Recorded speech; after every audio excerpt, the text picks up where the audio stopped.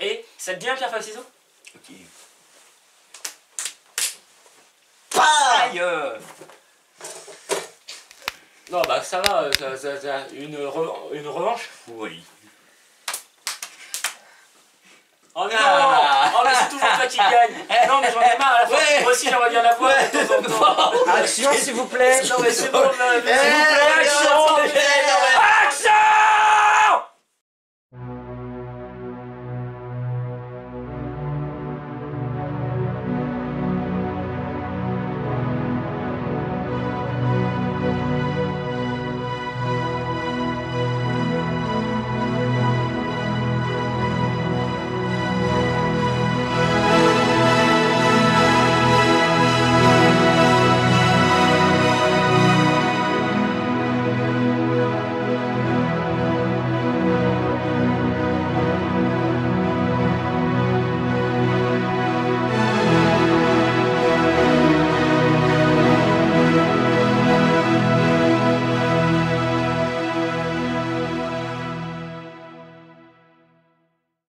Bienvenue dans la deuxième édition de la télé des timbrés.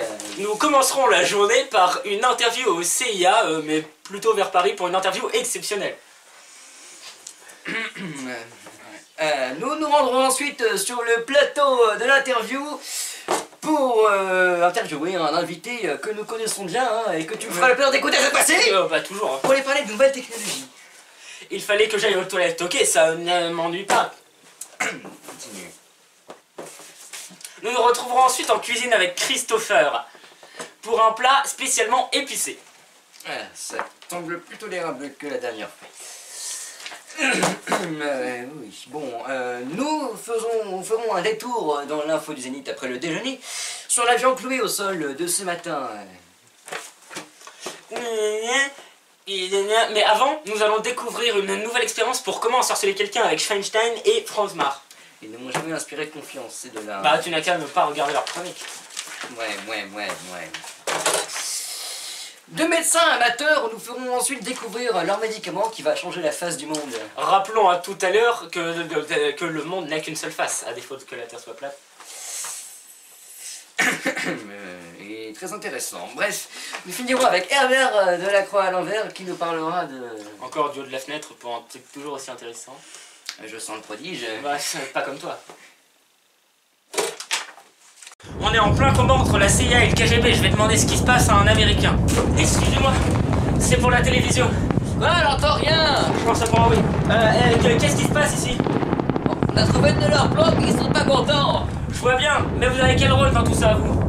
Je suis chef d'opération, j'ai pas la moitié de mes hommes. Oh, et juste une dernière question. Si vous croisez quelqu'un du KGB, qu'est-ce que vous lui dites? Mais dégagez! Merci. Sur ce, je vous renvoie l'antenne. Merci Jean-Marc d'être si littéral. Nous nous retrouvons aujourd'hui sur le plateau de l'interview. Salut. Comme toujours.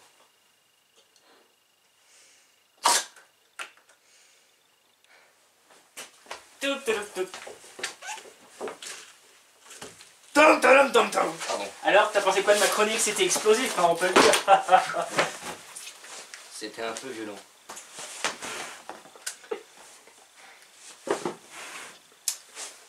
Vous pouvez faire rentrer l'invité. Hello. Pourquoi tu cries comme ça? Alors, ces questions. Voilà bien. Notre sujet cette semaine porte sur les nouvelles technologies. Oui, les nouvelles. Première question. Quelle place prennent les technologies dans votre vie? Eh bien, les technologies ont une Deuxième grande- question. Avez-vous un appareil connecté sur vous actuellement? Évidemment, comme tout le monde. Troisième et dernière question. Si vous étiez l'inventeur de l'objet technologique du siècle, que serait-il et qu'en feriez-vous? Eh bien, voyons voir. Dissertation. Je pense que ce serait probablement... Merci monsieur Cucurbe et à une prochaine fois. Cucumber. Un café!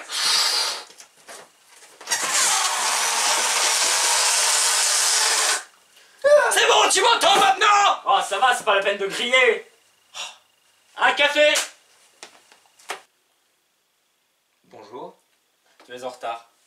Bonjour à tous les gens bizarres qui regardent cette émission. Aujourd'hui, nous allons apprendre à ensorceler un objet, c'est-à-dire à lui donner une conscience malveillante. Exactement, comme vient de le dire mon ami, enfin mon animal de compagnie, vous avez bien entendu, grâce à ce vieux grimoire et à ce vieux tas... Quoi mais... Laisse-moi continuer, merci.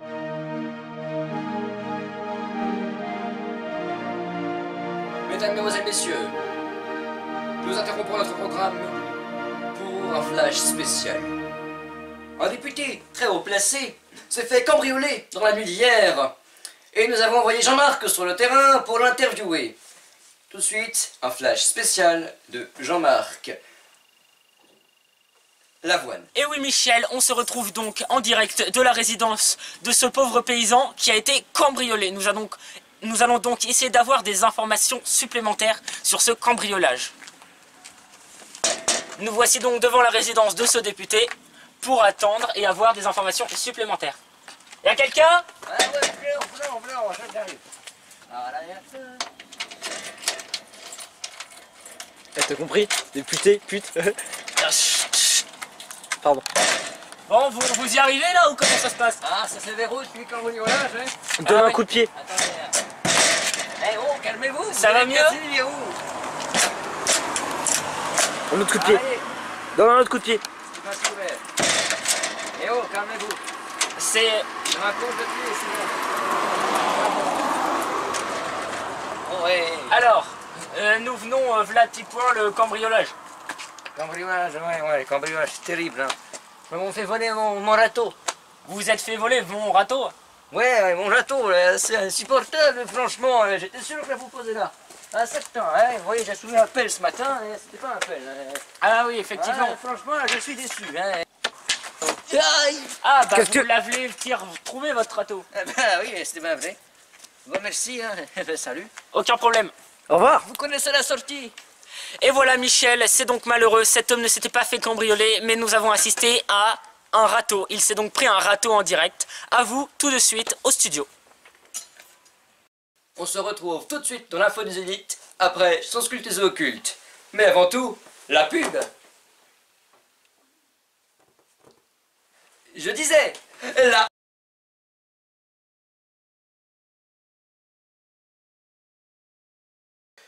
Très bien. Garde à vous. Présentez vos armes. Mais qu'est-ce que... Oh, passons.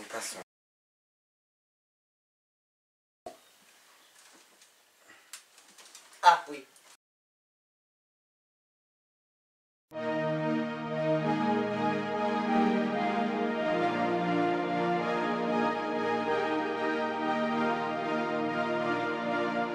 Je disais donc que nous allons donner une conscience à cette cafetière pour qu'elle fasse ce qu'elle veut comme bon lui semble.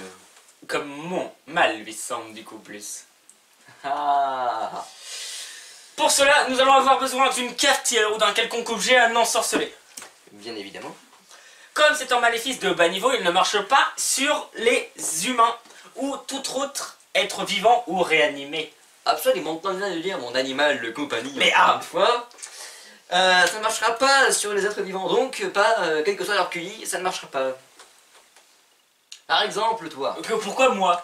bah, t'as beau avoir le QI d'un caillou, franchement, eh ben, il peut pas se faire la malédiction. Mais c'est-à-dire... Par contre, les vêtements, c'est tout à fait possible, hein, franchement. Oui, il suffit de prendre un objet et puis hop. Il suffit de prendre un objet trop sombre et de le broyer en plusieurs petits morceaux. Bah évidemment, espèce de crétin et cerveau, on n'allait pas le faire une seule fois, hein. Ensuite, il faut un objet très peu ragoûtant comme de la bave de crapaud et on mélange le tout dans un chaudron. T'attends quoi, espèce de crétin et idiot? Qu'est-ce que tu craches dans le chaudron? On a dit bave de crapaud, dépêche-toi. Donc, une fois que le tout a été fait, il suffit de mélanger un peu. Allez, dépêche-toi.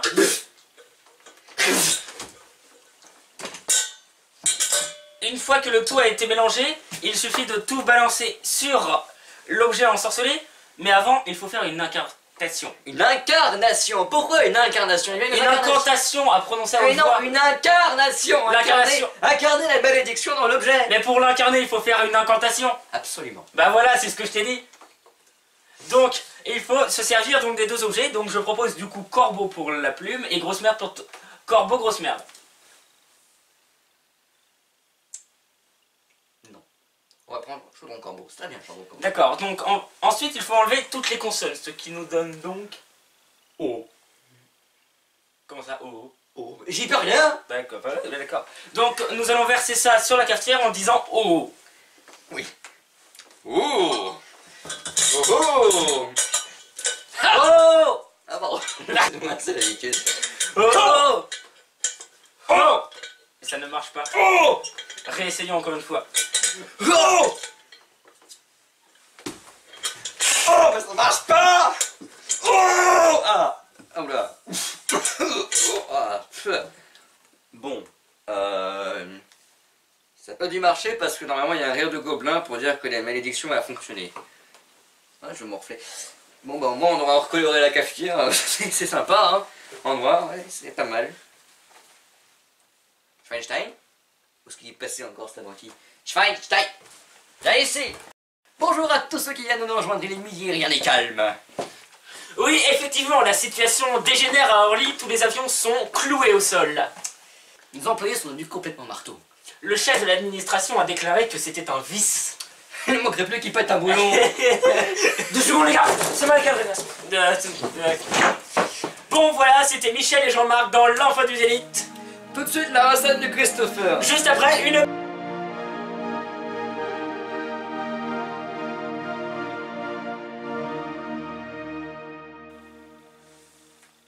Bonjour, c'est moi Monsieur Météo, comme d'habitude dans votre rendez-vous quotidien. Et moi je vous demande, comme d'habitude, est-ce que vous allez bien? Seulement je vais vous répondre aujourd'hui, pas du tout. Parce que, honnêtement, le changement climatique, ça m'a... J'ose pas dire. Parce que franchement là, regardez. Regardez sur cette carte de France. Nouvelle d'il y a... aujourd'hui même. Regardez Paris. C'est en haut.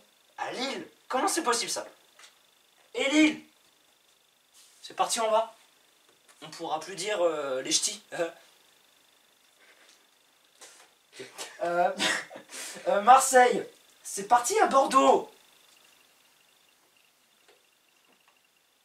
Et Bordeaux, je sais plus où c'est parti. Ah oui, c'est parti là, là. Les gars, vous pouvez me dire c'est quoi le nom de la ville déjà? Ils sont partis. C'est pas grave, on peut jamais compter que sur soi-même les gars. Franchement, rappelez-vous-en toujours, il n'y a que soi dans toute la vie. Merci. Téléportation!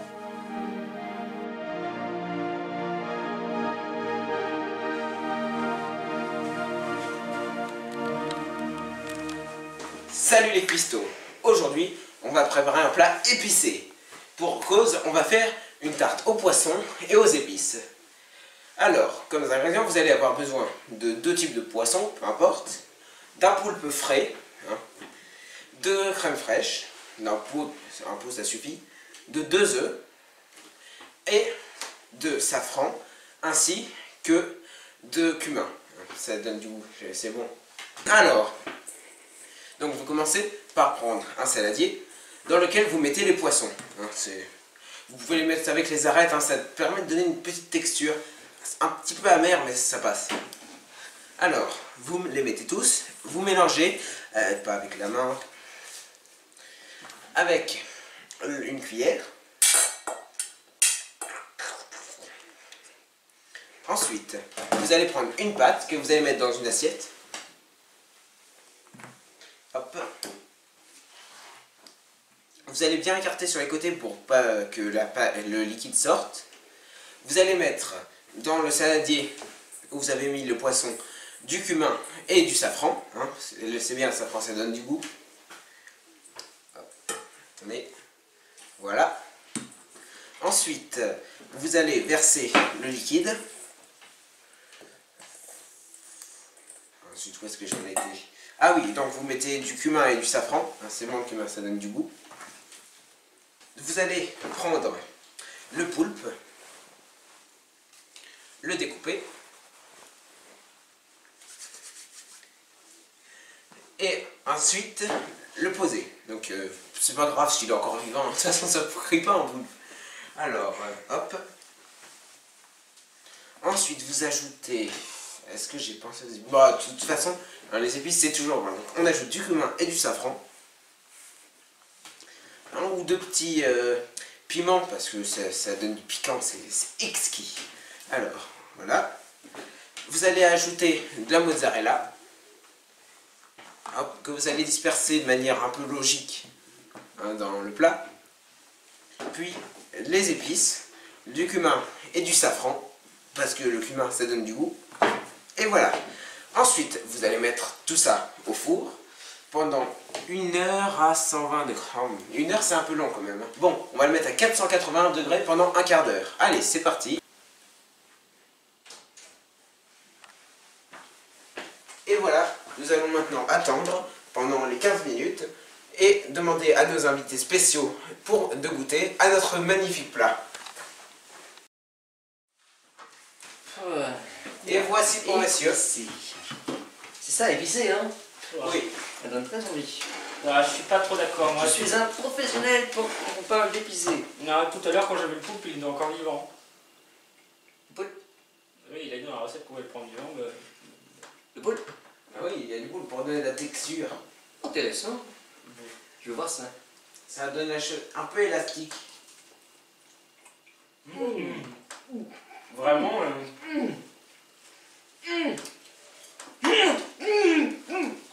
Ah, ça doit être le piment. Ça croustille bien. Vous avez l'air d'aimer. Ah, j'ai pensé. Mais répétez ça. Ah, il a juste sauté par la fenêtre. Si vous pouviez aller me refaire un petit bout, s'il vous plaît. Oh bah, avec plaisir.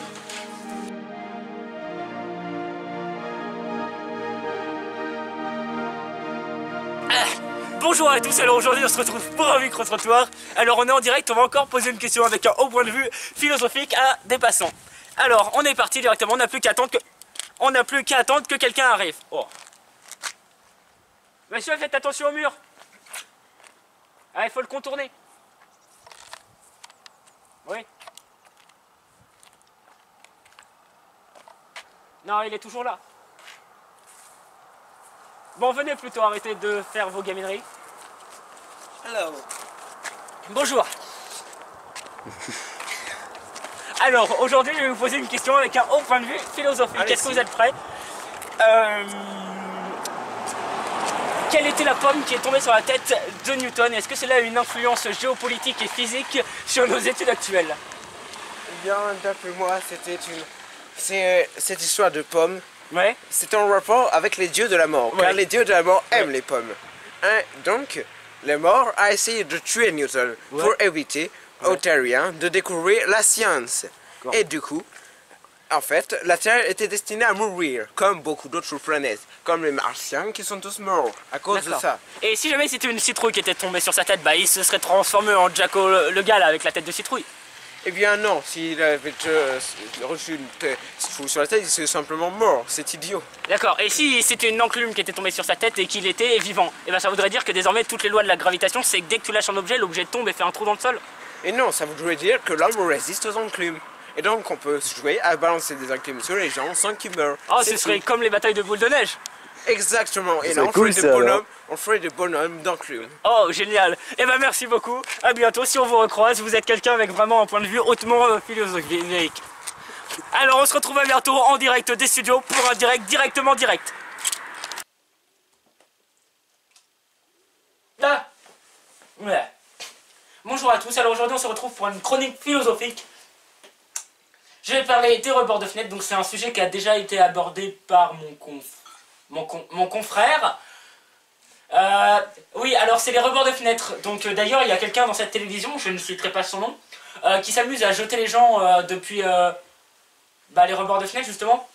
Et en fait j'ai déjà fait l'expérience moi et ça fait assez mal un peu hein, quand même. Ça me rappelle d'ailleurs la fois où j'étais allé chez ma tante qui faisait des tartes. Et en fait une de ces tartes n'avait pas été décongelée, du coup je laissais des dents dedans. Enfin dedans, dans la tarte. Quoi? Oui, j'avais plus de dents vu que mes dents étaient dans la tarte. Mes dents étaient détartrées vu qu'il n'y avait plus de tarte, vu qu'elles étaient dedans dans la dent. Non, pas dans la dent, elles étaient dans la tarte. Ouais, donc après moi j'ai mis une tarte à ma... Oui, les gobelets. C'était quoi le sujet déjà? Ah oui, les tartes de ma tante. Oui, donc ce que je voulais dire, c'est que j'ai mis une tarte à ma tante, et en fait, c'était pas de la tarte pour elle, vu qu'elle, merci, si elle voulait faire des tartes, et ben, fallait qu'elle fasse des bonnes tartes, sinon elle se prenait des tartes, et ma tante n'aimait pas se prendre des tartes, surtout qu'elle avait un bon tartan, et que le tartan de sa tarte était des tartes.